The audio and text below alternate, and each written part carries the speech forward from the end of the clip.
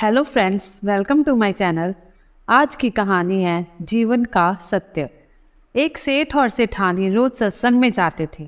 सेठ जी के घर एक पिंजरे में तोता पाला हुआ था। तोता एक दिन पूछता है कि सेठ जी, आप रोज कहाँ जाते हैं? सेठ जी बोले कि सत्संग में ज्ञान सुनने जाते हैं। तोता कहता है, सेठ जी, सत महात्मा से एक बात पूछना कि मैं आज़ाद कब होऊंगा। सेठ जी सत्संग खत्म होने के बाद संत से पूछते हैं कि महाराज, हमारे घर जो तोता है उसने पूछा है कि वो आज़ाद कब होगा। संत जी ऐसा सुनते ही बेहोश होकर गिर जाते हैं। सेठ जी संत की इस हालत को देखकर चुपचाप वहाँ से निकल जाते हैं। घर आते ही तोता सेठ जी से पूछता है कि संत जी ने क्या कहा।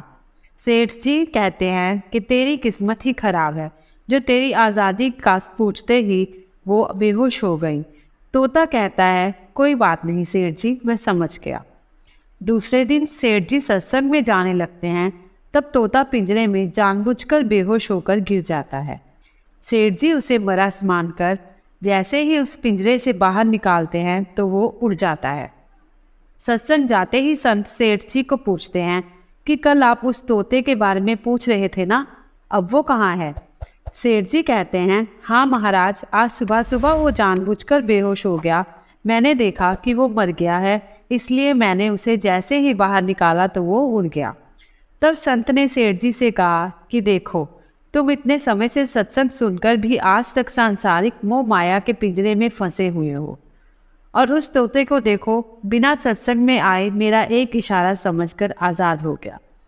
तो दोस्तों, इस कहानी से तात्पर्य यह है कि हम सत्संग में तो जाते हैं, ज्ञान की बातें सुनते हैं या बातें करते हैं, पर हमारा मन हमेशा सांसारिक बातों में ही उलझा रहता है।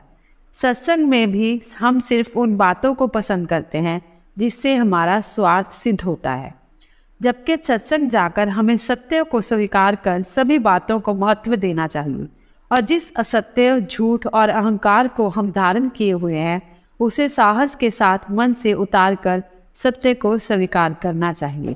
यही हमारे जीवन का असली सत्य है। धन्यवाद।